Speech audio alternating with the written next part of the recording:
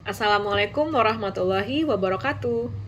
Perkenalkan, saya Tiara Triana, dosen jurusan Teknik Metalurgi dari Universitas Sultan Ageng Tirtayasa.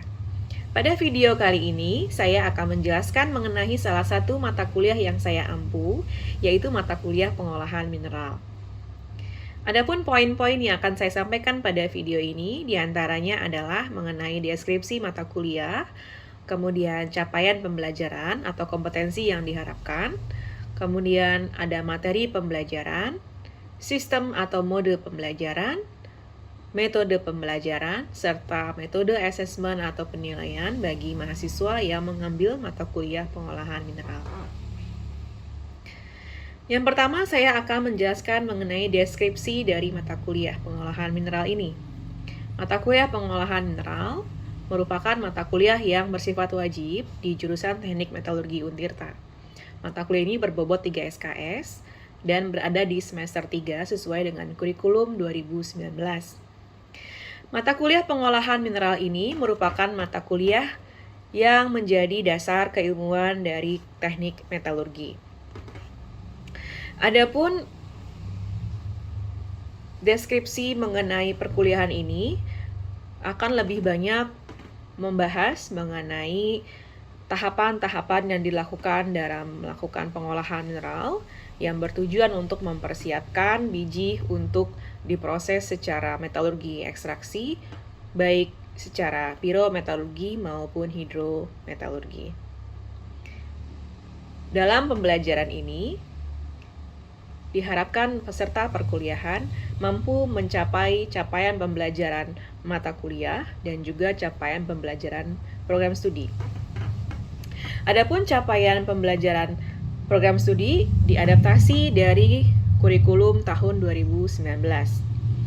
Yang pertama, mahasiswa diharapkan mampu memahami prinsip dan metode pengolahan dari ekstraksi mineral, mulai dari persiapan biji sampai menjadi produk setengah jadi. Kemudian, yang kedua, mahasiswa menguasai pengetahuan operasional lengkap tentang fungsi, cara mengoperasikan instrumen-instrumen metalurgi dan material secara umum, dan juga teknik analisis data dan informasi dari instrumen tersebut. Adapun capaian pembelajaran program studi ini kemudian di breakdown menjadi capaian pembelajaran mata kuliah. Adapun capaian pembelajaran mata kuliah, yang pertama adalah mahasiswa memahami tahapan umum yang dilakukan pada proses beneficiasi mineral. Kemudian yang kedua, mahasiswa memahami jenis-jenis proses pemisahan atau konsentrasi mineral berharga dari pengotor. Kemudian juga mahasiswa memahami metode pemilihan proses konsentrasi yang tepat berdasarkan kriteria atau sifat mineralogi dari biji. Kemudian mahasiswa juga diharapkan memahami pentingnya proses beneficiasi pada keberlangsungan proses ekstraksi logam lebih lanjut. Kemudian diharapkan mahasiswa juga mampu melakukan perhitungan material balance atau kesetimbangan material dan juga perhitungan analisis ayak berdasarkan data yang diperoleh di lapangan. Kemudian juga terakhir, diharapkan mahasiswa mendapatkan pengetahuan mengenai teknologi-teknologi yang umum digunakan di industri pengolahan mineral. Selanjutnya, saya akan menjelaskan mengenai sistem atau mode pembelajaran. Pembelajaran ini dilakukan secara blended learning, yaitu dengan sistem sinkronus dan asinkronus. Perkuliahan secara sinkronus selama masa pandemi COVID-19 ini dilakukan melalui Zoom meeting. Kemudian setelah itu di luar jam perkuliahan, mahasiswa diharapkan melakukan pembelajaran mandiri melalui learning management system yang dimiliki oleh Untirta, yaitu SPADA Untirta, atau kita kenal dengan perkuliahan secara asinkronus. Adapun metode pembelajaran yang digunakan atau diterapkan pada mata kuliah pengolahan mineral ini sudah mengadopsi prinsip pembelajaran outcome based learning atau outcome based education, di mana mahasiswa menjadi aktor utama dalam proses pembelajaran. Adapun bahan kajian yang akan dibahas di antaranya adalah dari minggu pertama hingga ke-16, yaitu mengenai latar belakang dilakukannya proses pengolahan mineral, kemudian juga mengenai terminologi-terminologi yang akan ditemukan dalam industri pengolahan mineral. Kemudian juga mahasiswa diberikan cara untuk membaca diagram alir proses pengolahan mineral. Selanjutnya, mahasiswa akan diberikan pemahaman tentang kajian mineralogi dan keterkaitan antara karakteristik mineral terhadap pemilihan proses pengolahan mineral yang tepat, sehingga bisa dicapai peningkatan nilai tambah yang diharapkan dari proses pengolahan tersebut. Di minggu selanjutnya, mahasiswa akan mendapatkan perkuliahan mengenai tahap pertama dari proses pengolahan mineral, yaitu proses kominusi. Kominusi yang terdiri dari dua proses, yaitu proses crushing atau peremukan dan juga proses grinding atau penggerusan. Setelah selesai materi kominusi, akan dilanjutkan dengan metode materi sizing atau pemisahan material berdasarkan ukuran. Setelah itu, mahasiswa akan diberikan pembelajaran melalui latihan-latihan soal dalam hal menghitung data hasil analisis ayak di laboratorium yang nanti banyak digunakan baik pada praktikum maupun tugas akhir mahasiswa. Kemudian di minggu terakhir sebelum ujian tengah semester dilakukan pembelajaran mengenai perhitungan neraca bahan sesuai dengan proses yang terjadi di lapangan. Kemudian setelah UTS akan masuk ke pembelajaran mengenai proses konsentrasi mineral atau biji, mulai dari proses konsentrasi secara gravitasi, magnetisasi, elektrostatik, dan flotasi, serta diharapkan mahasiswa memiliki pemahaman dan cara untuk memilih proses pemisahan yang tepat sesuai dengan karakteristik mineral yang dimiliki. Setelah itu, mahasiswa di minggu terakhir sebelum akhir perkuliahan, mahasiswa juga diberikan materi mengenai dewatering atau penghilangan kadar air pada produk hasil konsentrasi dan juga tentang material handling. Sebelum ujian akhir semester, mahasiswa akan diberikan tugas berupa group project, di mana mahasiswa melakukan pembelajaran dengan review literatur secara mandiri bersama dengan kelompoknya untuk membuat sebuah bahan presentasi. Adapun topik yang ditekankan pada tugas dari group project ini adalah mahasiswa mempelajari bagaimana proses pengolahan mineral yang terjadi di sebuah industri pengolahan mineral baik di dalam negeri maupun di luar negeri, dan mereka mampu untuk bisa mengaitkan antara teori yang sebelumnya sudah mereka dapatkan dengan penerapan di real di lapangan. Kemudian setelah itu ada ujian akhir semester.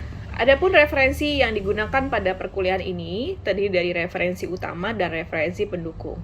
Untuk referensi utama menggunakan karangan dari Fields dengan buku berjudul Introduction to Mineral Processing 7th edition. Kemudian untuk referensi pendukung terdiri dari buku karangan Kelly berjudul Introduction to Mineral Processing, kemudian juga buku karangan dari Gaudin berjudul Principles of Mineral Processing, kemudian ada buku karangan dari Gupta berjudul Mineral Processing Design and Operations, kemudian juga ada terbitan dari Metso berjudul Basic in Mineral Processing.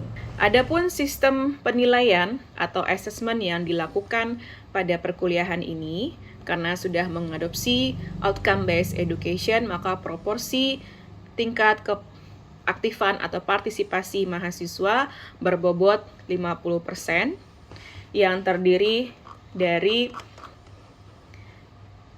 nilai grup project sebesar 15%, dan sisa 35% itu didapatkan dari tugas individu harian, kuis, dan juga tingkat partisipasi atau keaktifan mahasiswa selama proses pembelajaran. Sisa 50% terdiri dari 2 komponen. Yang pertama adalah komponen ujian tengah semester dan juga ujian akhir semester. Selain menggunakan metode atau mode pembelajaran secara blended learning, saya juga mengundang praktisi yang berasal dari industri pengolahan emas yang bergerak selama lebih dari 20 tahun baik di dalam maupun di luar negeri.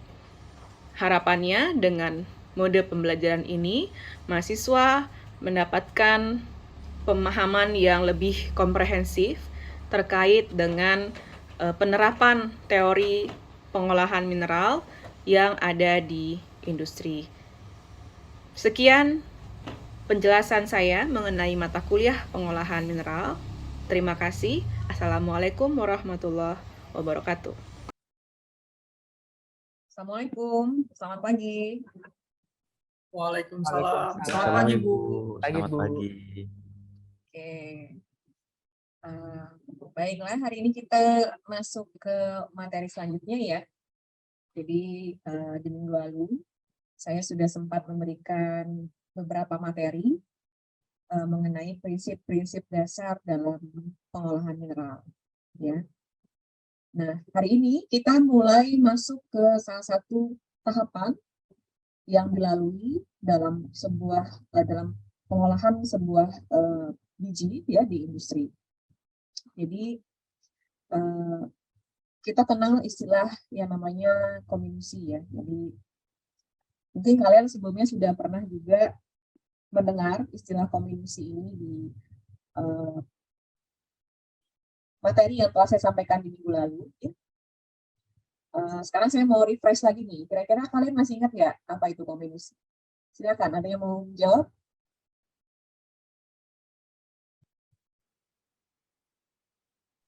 Ya, Ibu. Oke. Ya, Imbar, silakan Imbar. Oh ya, Ibu. Ya, yang saya pahami mengenai kominusi dari pertemuan minggu lalu, yaitu tujuannya itu untuk mereduksi ukuran biji dengan metode permukaan dan penggerusan. Tujuan itu agar memudahkan pada proses selanjutnya. Jadi kan kalau dari biji ini sebelumnya dari bentuk rom itu, Bu ya. Nah, pemahaman saya mengenai kominusi segitu, Bu. Oke. Ya, terima kasih Imbar. Benar tadi disampaikan Imbar, jadi kita tahu bahwa biji itu kan diperoleh dari proses penambangan ya. Penambangan dihasilkan yang namanya ROM atau run of mine. Nah, dalam prakteknya di industri tambang dan pengolahan mineral, ROM itu ukurannya masih dalam bentuk bongkahan batuan yang sangat besar. Ya.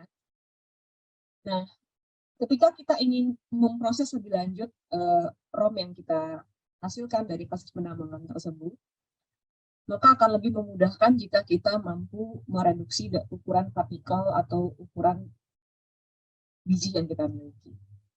Ya. Jadi pada akhirnya kan dari proses pengolahan mineral ini adalah kita mempersiapkan ya, seperti yang saya telah jelaskan minggu lalu, bahwa proses pengolahan mineral ini adalah proses kita untuk mempersiapkan bahan baku yang kita miliki, yaitu biji, ya, biji dengan kandungan logam tertentu. Bagaimana supaya biji ini dapat diproses secara ekstraksi, baik dengan proses pirometalurgi maupun dengan hidrometalurgi. Ya, nah dari kedua proses ekstraksi tersebut ada prasyarat ya yang harus dipenuhi oleh biji sebagai bahan baku yang nanti akan digunakan di proses itu salah satunya adalah prasyarat ukuran. Ya. Jadi ukuran dari biji yang diolah, baik secara pirometalurgi dan hidrometalurgi, itu ada persyaratannya supaya proses itu menjadi lebih efektif dan efisien. Ya. Nah, jadi tadi benar apa yang Imbar sampaikan, bahwa kominusi ini merupakan proses reduksi, ya, atau proses kita memperkecil ukuran sebuah biji, ya. Bisa dilakukan dengan 2 tahapan. Yang pertama adalah tahapan peramukan atau kerasi, yang kedua adalah tahapan grinding atau kita kenal dengan istilah penggerusan, ya. Tapi sebenarnya ada yang lebih fundamental dari tujuan kominusi ini sendiri. Saya belum dengar nih, dia tadi Imbar menyampaikan. Kira-kira teman-teman yang lain ada yang mau menambahkan nggak? Sebetulnya, iya. Silakan, siapa itu tadi? Rosita, Bu. Iya, silakan Rosita.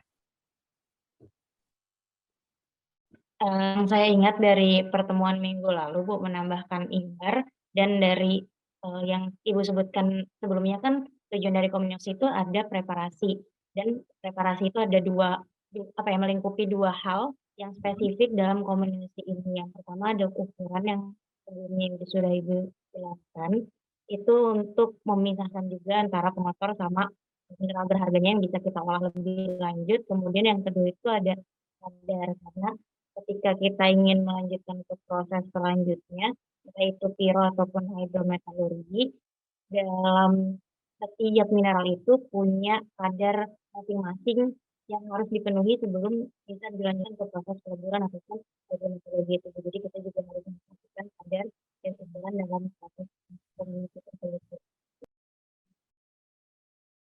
Oke, ya. Rosita tadi suaranya agak ini ya, agak kecil. Ya, cuma saya udah nangkep kok apa yang kamu maksud. Terima kasih Rosita. Oke, betul juga yang sampai Rosita, cuma ada satu keywordnya yang saya belum dengar dari tadi. Belum muncul nih. Kira-kira keywords apakah yang menjadi background utama kita melakukan proses kominusi ini? Ada yang tahu?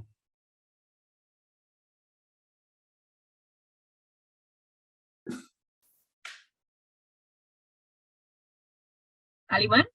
Mau Iya, Bu. jawab? Ya, Ya, yang saya ingat dari pertemuan minggu lalu, proses kominusi itu sendiri juga untuk meningkatkan derajat liberasi, Bu. Di mana meningkatnya derajat liberasi ini akan berhubungan langsung dengan yang namanya pemisahan antara mineral berharga dengan pengotornya gitu, Bu. Oke. That's it ya. Jadi itu jawaban yang benar ya. Jadi background-nya utama kita adalah untuk mencapai derajat vibrasi. Ya, derajat vibrasi. Jadi kita tahu bahwa biji itu kan merupakan sekumpulan mineral, ya, mineral, berbagai jenis mineral. Nah, kapan dia dikatakan sebuah biji? Ketika dia memiliki kandungan logam berharga yang kita bisa olah secara ekonomis. Nah, kandungan logam berharga ini ada pada mineral tertentu, dan yang dimana dia berasosiasi dengan mineral-mineral pengotor lainnya. Ya, dan kita tahu sendiri bahwa misalnya yang namanya biji itu kan dari alam, ya, kita tidak bisa prediksi bagaimana kecenderungan dia berikatan dengan atau berasosiasi dengan mineral tertentu, ya, walaupun kita bisa melakukan pengujian di laboratorium. Tapi memang pada dasarnya semua logam atau mineral berharga itu dia berasosiasi dengan mineral-mineral pengotor lainnya. Ya, nah sehingga ketika nanti dia diproses lebih lanjut, ya, dengan salah satunya dengan proses konsentrasi, nanti kita akan bahas di pertemuan selanjutnya, itu akan jauh lebih efisien dan efektif. Artinya kita bisa meningkatkan yang kita sebut sebagai kadar maupun recovery proses kita apabila kita bisa membebaskan mineral berharga ini dari mineral pengotornya. Seperti itu. Ya. Jadi ini ada beberapa tujuan dari proses kominusi. Yang pertama menghasilkan partikel yang sesuai dengan kebutuhan yang kita inginkan. Jadi kita lihat dulu prasyarat untuk proses selanjutnya itu ukurannya berapa supaya proses itu bisa lebih efektif dan efisien. Contohnya seperti di industri pengolahan emas, ya emas itu kan diproses dengan CIL atau proses karbon ya, carbon in leach ya, dilakukan di sebuah tangki pelindian. Nah biasanya untuk bagaimana di tangki pelindian itu menggunakan cyanida ya. Nah nanti si emas ini dia di dalam tangki pelindian itu dia akan bereaksi dengan cyanida kemudian berikatan. Nah sehingga kita bisa memperoleh emas yang terkandung dalam biji yang kita miliki. Nah di proses pengolahan emas ini itu ada persyaratan ukuran ya. Biasanya kalau di industri pengolahan emas itu mensyaratkan minimal ukuran partikelnya itu adalah minus 200 mesh atau sekitar 74 mikron. Ya, itu sudah melalui berbagai penelitian ya bahwa memang ukuran yang dianggap paling efisien untuk melakukan pengolahan biji emas itu ada di ukuran 74 mikron. Jadi kebutuhan ini tuh nanti akan sangat tergantung dari proses yang akan kita lakukan, gitu ya. Tadi kemudian yang kedua, tadi disampaikan oleh Aliman ya tadi ya tentang derajat liberasi ya. Jadi liberasi atau liberate membebaskan mineral berharga dari pengotornya. Kemudian juga yang ketiga, ini juga cukup penting tadi sebelum ada yang menyinggung ya. Dengan kita memperkecil ukuran partikel biji yang kita miliki, kita memperbesar luas permukaan dari partikel kita, ya, sehingga kecepatan reaksi tadi seperti di pelindian emas, ya, ketika nanti si biji itu dia berinteraksi dengan cyanida sebagai agen untuk pelindiannya, ya, akan semakin besar kecepatan reaksi dari proses pelindian tersebut jika ukuran partikelnya semakin halus. Karena kita tahu bahwa semakin halus ukuran sebuah partikel, maka luas permukaannya juga semakin besar. Gitu ya. Oke. Kemudian, nah, ini saya dapat dari salah satu literatur yang kemarin sudah saya share. Ya, kalian bisa lihat di Medso ya, yang kemarin sudah kita sempat bahas juga ya. Jadi kita kenal bahwa proses kominusi tadi kan ada 2 tahapan tadi yang disampaikan oleh Imbar ya, ada proses crashing atau permukaan itu stage yang pertama, jadi dari run of mine yang kita peroleh dari proses penambangan ya. Setelah itu ada namanya proses grinding ya. Kalau grinding ini kita tujuannya untuk menghasilkan partikel yang lebih halus lagi, yang tidak mungkin kita capai hanya dengan proses crushing, ya. Nah, sekarang kita lebih lebih banyak membahas tentang crushing, ya, sebagaimana ini ini adalah topik utama kita di minggu ini. Nah, untuk crushing sendiri pun ada stage-nya, ya. Biasanya ada 3 stage, ya. Ada primary crushing, ada secondary crushing, ada tertiary crushing. Ya, jadi ada 3 stage dari proses crushing ini. Ya, apakah semua biji harus melalui ketiga stage ini? Belum tentu. Ya, belum tentu. Jadi bisa jadi ini sangat akan tergantung kepada sifat dari mineral yang terkandung dalam biji tersebut. Ya, ada beberapa biji ya yang hanya cukup sampai secondary crushing, dia sudah bisa langsung masuk ke proses grinding ya. Ada beberapa biji yang bisa sampai 3 stage seperti ini ya. Jadi stage ini dibedakan berdasarkan output atau produk yang dihasilkan ya. Jadi yang paling kasar itu ada di primary crushing. Kemudian produk dari primary crushing dia masuk ke secondary crushing, ya. Nah, produk ini Jika masih belum memenuhi ukuran yang kita inginkan untuk masuk ke proses grinding, maka dia akan lanjut ke stage yang ketiga, yaitu tertiary crushing. Ya, nah di sini baru, nah biasanya sih 3 stage ini, 2 atau 3 stage ya. Nah, tadi saya sudah sampaikan ya, comminution ada 2 macam, yaitu crushing dan grinding. Nah, untuk bisa melihat lebih jauh mengenai crushing, ya. Jadi crushing itu adalah tahap comminution yang pertama yang kita lakukan, yang bertujuan untuk membebaskan mineral berharga dari mineral pengotor atau melakukan librasi. Ya. Nah, ini perlu dicatat bahwa proses crushing ini dilakukan dengan cara kering. Ya, dilakukan dengan proses dry process. Ya. Kemudian tujuan dari comminution tadi adalah menghasilkan partikel yang sesuai dengan kebutuhan, baik ukuran maupun bentuknya. Dan kedua adalah membebaskan mineral berharga kita dari pengotornya. Hampir sama dengan tujuan comminution tadi. Ya. Nah, kemudian ini salah satu flow sheet, ya. Salah dua, ya, bukan salah satu. Ini ada 2. Ya. Ada 2 flow sheet yang banyak atau umum digunakan di industri-industri pengolahan mineral. Ya.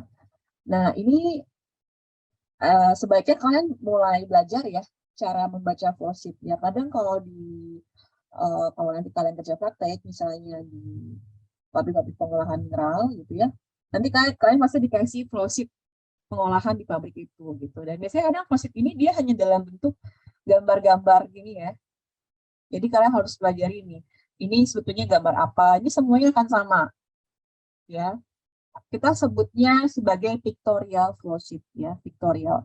Jadi segmil itu sudah dimanapun kalian nanti KP itu sama lambangnya seperti ini gitu ya. Jadi kadang dia tidak ada tulisannya ini crusher apa nih, kadang nggak ada ya. Nah, kalau kalian banyak-banyak buka referensi itu kalian akan semakin mahir membaca flow sheet gitu ya. Nah, ini yang pertama, ada dua jenis proses di sini ya. Kalau yang pertama ini dari primary crushing.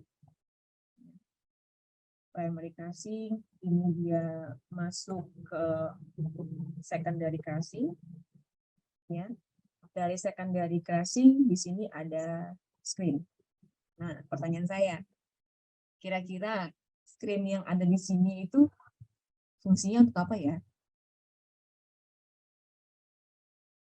Ada yang bisa jawab?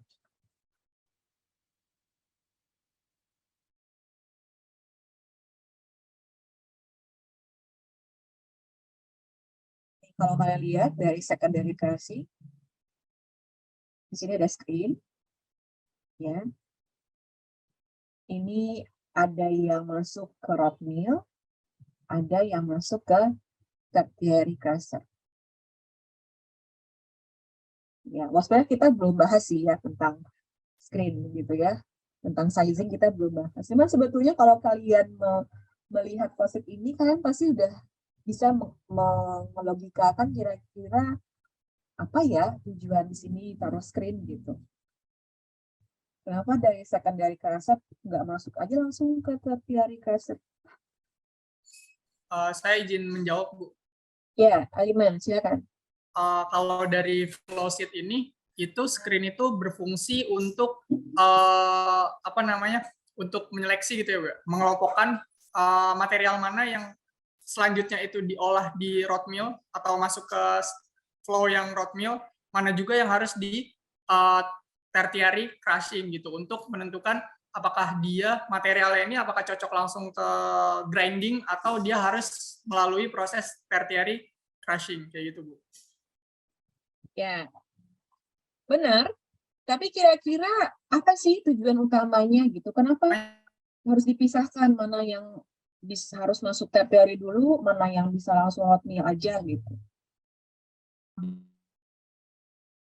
Ibu, saya izin menjawab Bu ya. Iya, baik. Eh,